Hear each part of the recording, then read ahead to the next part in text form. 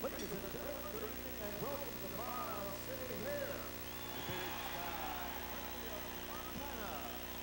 tonight, Bob Arum's Top Rank Incorporated, in association with the undisputed, undefeated King of Beer, Budweiser, presents professional boxing for your entertainment. All these bouts are sanctioned by the State of Montana Board of Athletics. Well, let's get things started with an 8-round bout. This is in the heavyweight division. The referee for this contest is Kevin Carl. Introducing first, fighting out of the red corner, wearing the black trunks and weighing in at an even 222 pounds. He's from Manly, Australia, undefeated as a professional with a record of 6-0-1, 3 KOs. Ladies and gentlemen, Justin Fortune. And across the ring, fighting out of the blue corner, wearing the black trunks with red trim, weighing in at 235 pounds, from Lafayette, Indiana. His professional record, 13 victories, 8 defeats and 1 draw, 7 of those 13 victories by KO. Introducing Andrew Stokes.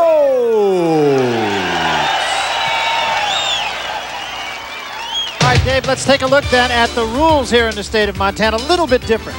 The 3 knockdown rule is in effect. The standing 8 count also counts. The referee can stop the fight. 10-point must scoring is in effect. 3 judges do score the fight. Referee does not figure into it. And the fighter can be saved by the bell only in the last round. In a lot of states, fighter cannot be saved by the bell at all. And the butt rule, of course, is an interesting one here, too. We'll talk a little bit more about that as this fight goes along. A good look at Justin Fortune. Very nice young guy from Manly, Australia. Says he's going to train now in Las Vegas. He himself says, I'm a little bit raw, but I'm tough. And he's trying to avoid making the mistake that Mark Carrier made. Last week you saw it. Carrier came in very highly touted and lost to Jimmy Lee Smith. This is a similar type of a matchup. It's another one of those events very much like we do yearly in Gardnerville, Nevada, and that is the fact that right now these fighters got to play the sun field. Make sure that they get off to the right side and they're not glaring and everything like that. It's an advantage if you can wait and be fighting an hour or so from now where it gets a little bit cooler. The sun very low right now, and it is definitely in the fighter's eyes, right where exactly where Stokes is right at the moment. We do apologize for some earlier audio problems, and that problem, I understand, is now corrected. Good right hand, and he took a right hand from Stokes. Fortune doing what he has to, though. He wants to go right at Stokes and try to discourage Stokes from thinking he belongs here. Stokes has had injuries over the last couple of years, has not gotten any momentum, and you have to work on that when that's the opponent. Get to him early. Justin Fortune working with Freddie Roach, one of the really fine young trainers, and a pretty tough fighter himself.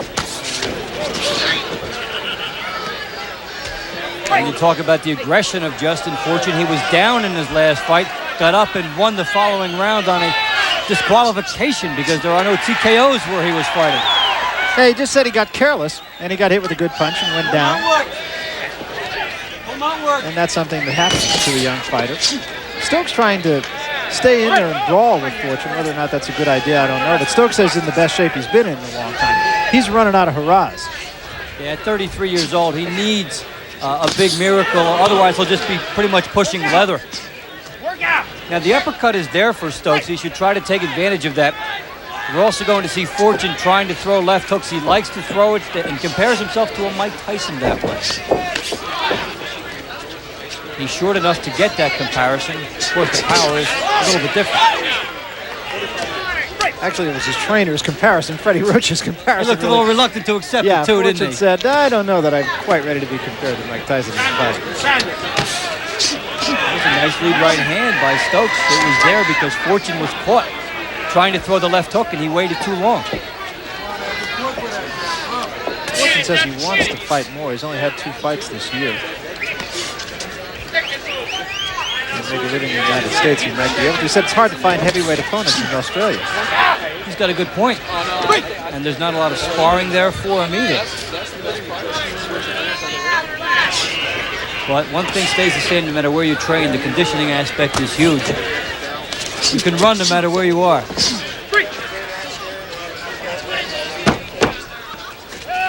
So we head for the end of round number 1 here in Miles City, and Justin Fortune taking a little bit more than he'd like.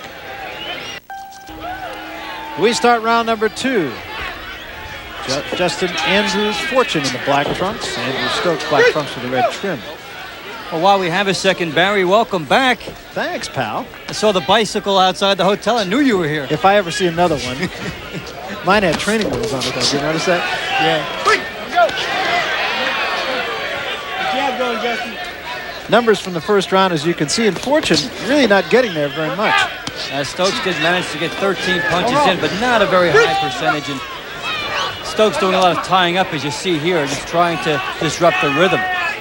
Very warm here in Miles City. It was in the high 90s today, and still, I would say, not being a meteorologist, but I still have to say it's in the 80s. So these guys best be in good shape coming in here. And we'll see that tell in the later round. Fortune is allowing Stokes to do things to him he should. Now, there's a referee's warning, but he still wants to twist out of there and utilize his quickness as the smaller man and go to the body underneath. Right hand by Stokes again. Stokes getting off quicker. And you can see that punch from quite a distance away, but Stokes is getting it in, and Fortune just can't time it.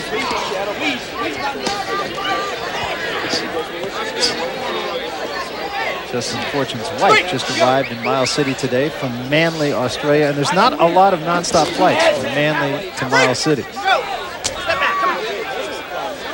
You do take in that big sky country.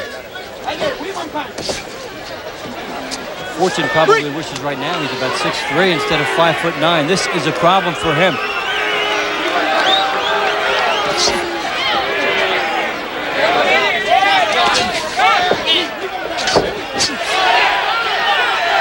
When a fighter gets in a situation like this, he can't headhunt. He's got to start thinking the body, just work that, figuring the dividends will come later. Fortune with a tendency, too, just to sort of rush in, although that time he did come in behind the jab. Head, work out. Right, let's go. And Stokes trying to be clever, punching just before he thought the referee would break them. Right hand by Stokes again. Work out, work out. Don't lay on, Andrew. Come on, work out there. Break, let go. And so far, we are seeing some of the tendencies that occurred last week with Carrier and Smith, the veteran going after the young fighter. Very good shot that time by Stokes, and I think that rocked Fortune a little bit. Stokes is hurting himself now by tying Fortune up. He had a chance to throw an uppercut and a hook off that right hand. So two pretty good rounds, actually, for Andrew Stokes. Kind of a surprise here against Justin Fortune. We'll be back. Stokes with the bomb from outside, a perfect shot, but then doesn't follow up. He ties up. He should go with an uppercut there. Stokes now starting to go after, fortunately, but he is, as you point out, so off balance when he throws his punches that he has no choice but to grab.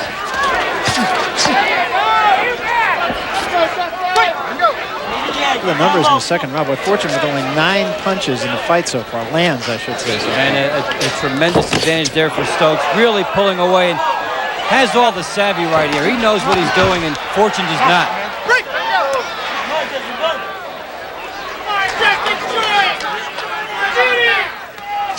Well, this is another good right hand by Stokes. This is a fight that he has to win. He hasn't had a win since June of 1989 when he beat off Tucker.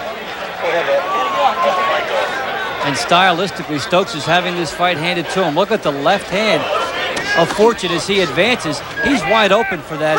Stokes can just pick him off with a right as he comes in. And he has been doing that. He just hasn't been able to follow up on it. You can see when he throws that right, he almost wrong foots it.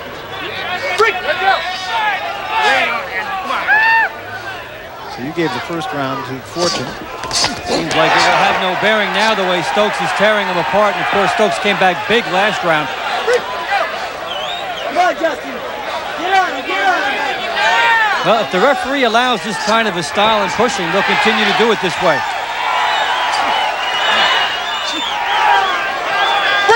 Stokes is doing it because he wants to wear Fortune down. Lead on him with his considerable weight advantage. Short right hand by Stokes just missed, and Fortune missed with everything.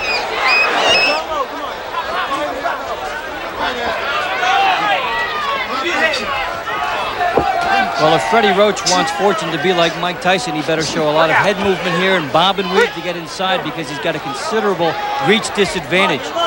And to pick his hands up defensively, as he is right now. But he has a tendency when he comes in to drop the left hand. There's another right hand by Stokes. And when he's got his hands up, then he can't attack. And when he's attacking, he's not covering the head. There's a left hand by Fortune. First good punch that he's thrown in this fight. And he got Stokes backing up there. Straight back. Come on, Andrew, let him go. I think that might have gotten Stokes' attention. He was drilled from long range attack. Now Fortune loading up and going for the home run. Sun not a problem for these two anymore as it has dropped down behind the trees as we come to the end of round number 3 and a much better round for Justin Fortune. Back to Miles City, Montana, right after this. Fortune does finally strike gold with this long-range left hook, and it lands on the mark.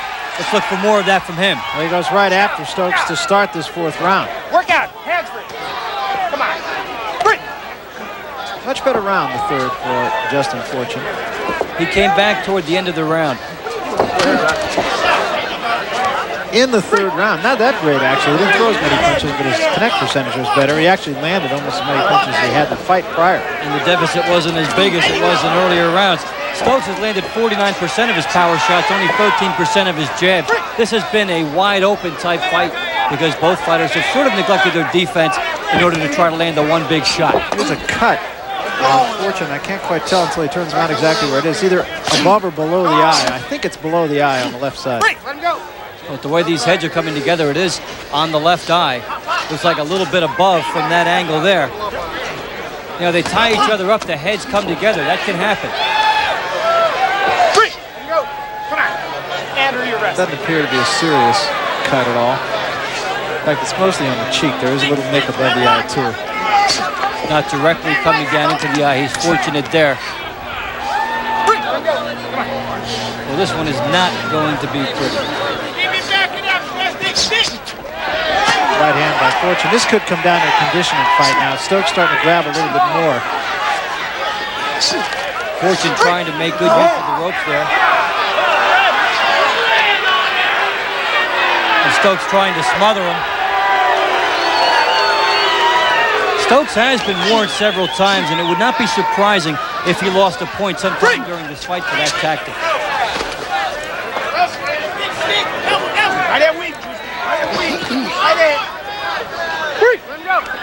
And again, Stokes leaning.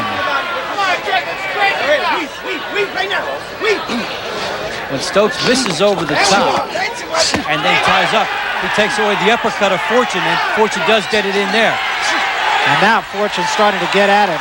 And those loose ropes are going to be a real problem for these big guys. That top rope is very, very loose, and a fighter could go over the top of that very easily, especially where these two are leaning on each other. I'm going to move my head. I want to get it crushed. Good idea. Hey, you know, the way the ropes are, too, a fighter cannot use them as easily to get leverage on his punching shot. Some fighters like to back up into the ropes and use them.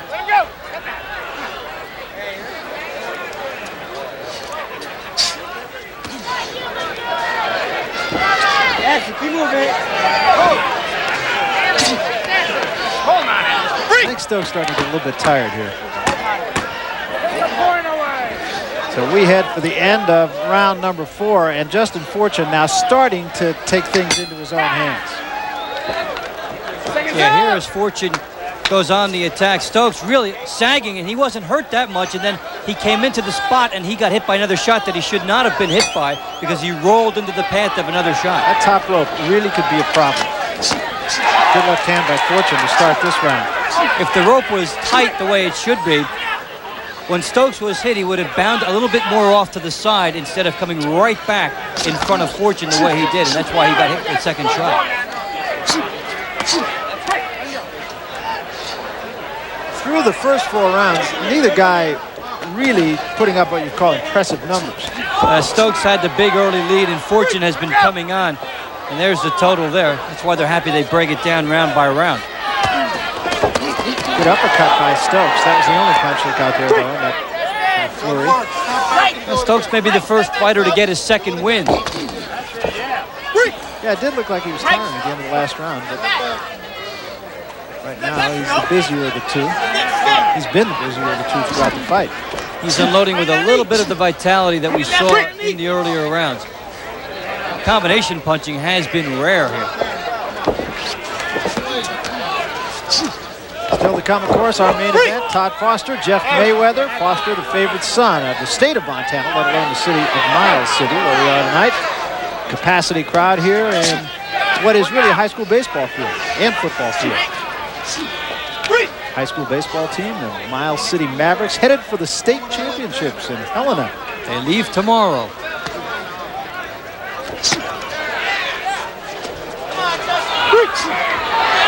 Hit on the break that time, Fortune. He draws a little bit of a warning from Kevin McCall, the referee. He remembers Stokes doing it and thinks he can get away with it himself. This is one of the problems a fighter like Fortune always will have against a bigger guy, is that he'll be leaned on, he'll be tied up, it will be difficult for him to get momentum. Last couple rounds, the jab has been a rumor for both men. And Stokes going over the top with his, and Fortune just trying for the power shot. Now there's a cut over the right eye, and this one is much worse on Fortune. I think it's over. Let's take a look. A lot of blood. No, it's under. It's also on the cheek, I think. He's fortunate then that it's there. A lot of rubbing can make that happen, too. That one is a pretty serious cut, but it is below the eye, so I don't think it's going to be a real problem. Maybe a lot of blood, but I don't think it's going to be a big problem. It's one of those borderline. If he conveys to the referee, it bothers him. He could be in some trouble, but if he doesn't convey that, they'll let him go on. Kevin McCall took a good long look at it. 20 seconds left, round 5. Scheduled for 8.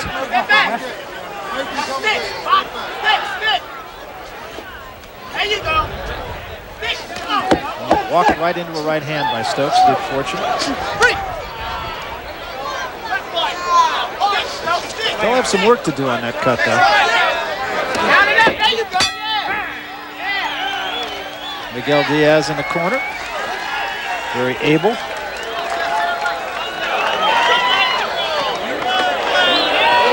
It's a pretty deep cut, but it's on the cheek.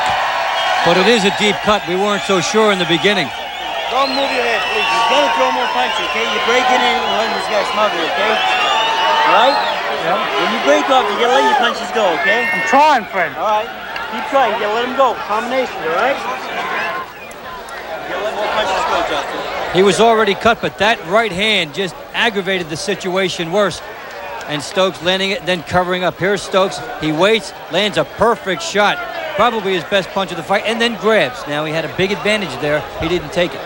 It's a very unusual place to have a cut that deep, to tell you the truth. Yeah. Usually it has to be over the eye for that. Good head move, okay? Come on, you gotta pick it up, all right? Let's go. And it might have a bigger problem in how it makes him fight. So we start round 6, and Stokes has a target now.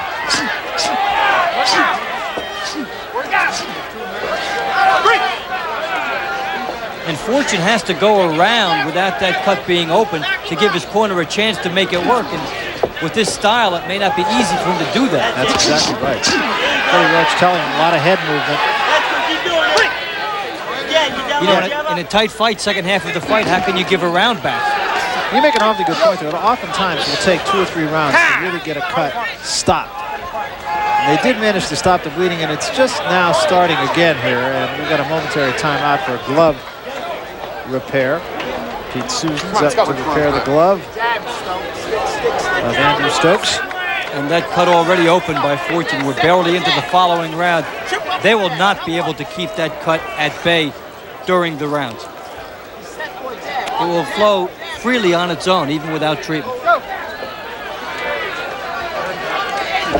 You can't help but wonder if that's not an old cut reopened, because as I said, all the years I've been boxing, I haven't really seen a serious cut like that in that place.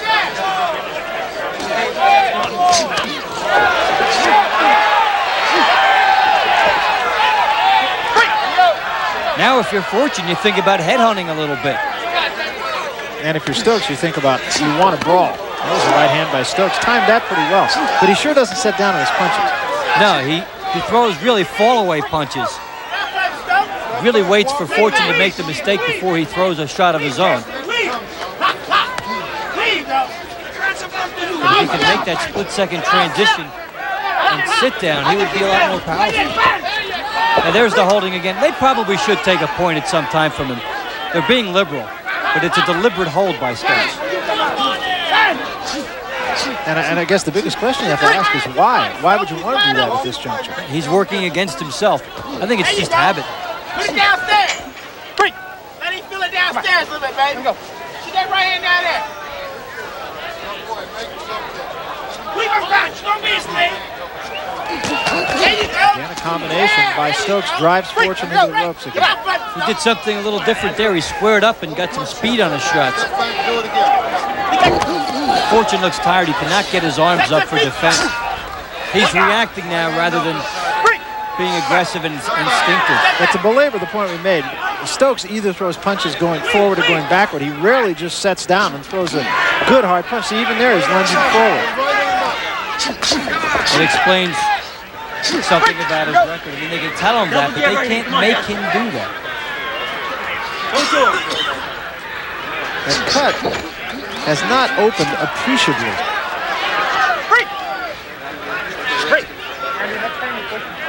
Now it starts to bleed again. But you can almost tell it's on Fortune's mind. Yeah, it's really cutting back his aggression. He's favoring that side. And Stokes continues to wrap him up. Stokes hurts himself by wrapping Fortune up too, because after he misses over the top of the right hand, he could be landing an uppercut.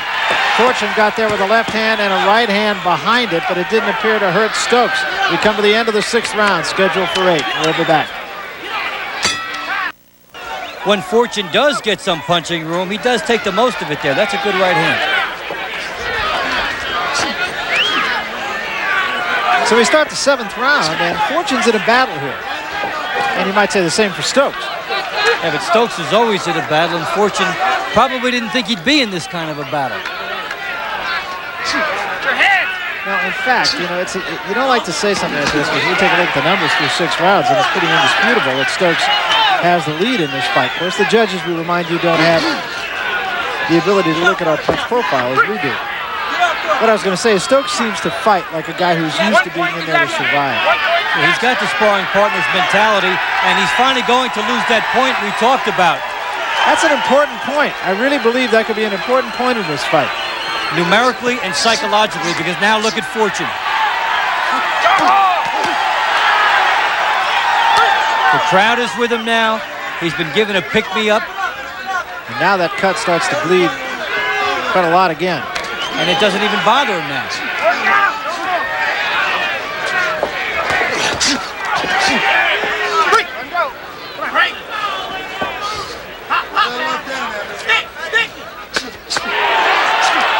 Combination starting with the right hand to the body, and that's been a long time coming too. He has not worked the body at all. Well, things were getting tough for Fortune, but he did get the break that he had to have. So now he goes ahead and wins this round, and that makes it a 10-8 round. 10-8 round, he's back essentially even. a 2-round edge. Yeah.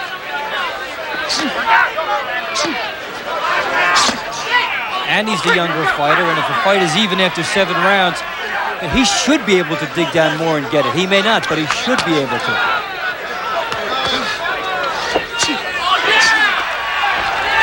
Fortune missed with the left hand. Stokes got him turned around against that rope again, and you can see how loose that rope is. That cut is very, very serious now. And I would think that they will have a doctor look at it between rounds. Come on, 1, 2. And this is when you want to have that great corner, people who get the edge because of their reputation and get that little, you know, leeway in situations like this. What you're trying to say is block the view of the doctor. That too, but when they go over there and say, oh, okay, well, Freddie, you know, you've got a reputation, we'll let your guy go a little more, whereas if the trainer is unknown, they may stop it on him. And block the view of the doctor. Yes. There he is. It is a nasty cut. There's a lot of blood, but it's not the type of cut that really would affect how a fighter fights other than mentally. Right hand caught Stokes as we come to the end of round 7. We'll be back. Big round for Fortune. Lands the big right hand, rejuvenated by that 1 point being taken away. And we'll remember that 1 point because I really do believe it could have an impact on the outcome of this fight. Totally agree with you there. And again, a repair for loose tape on the glove of Andrew Stokes.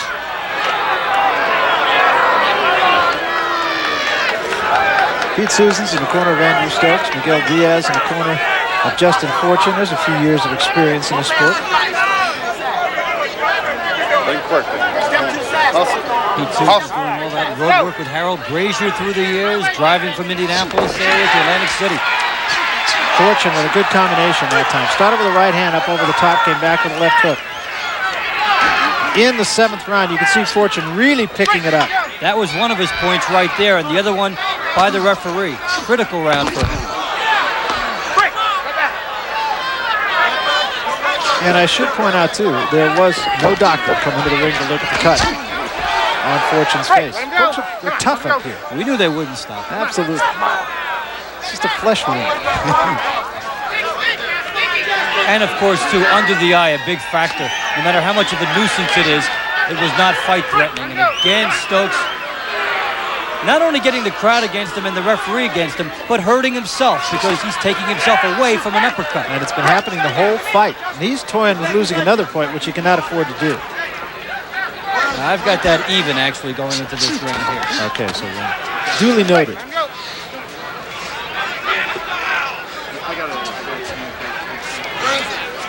John.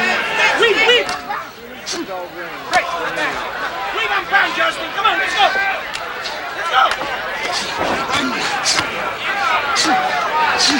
And Fortune finally starting to punch through the resistance put up by Stokes. When he's being tied up, he's finally punching his way out. And he's fighting like someone who's gotten the knowledge that he's been given a second chance. So just to further the point, you have this fight even. This is the last round, so this is the winner, whoever gets this round.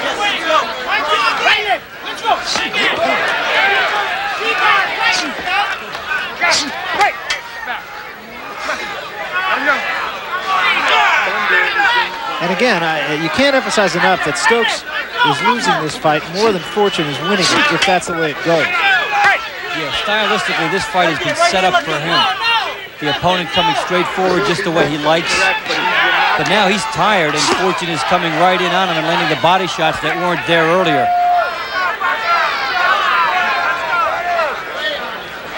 "20 seconds left in this one, and you have the idea that Fortune might have won this round and with it won the fight. And with 14 seconds left, again a glove repair.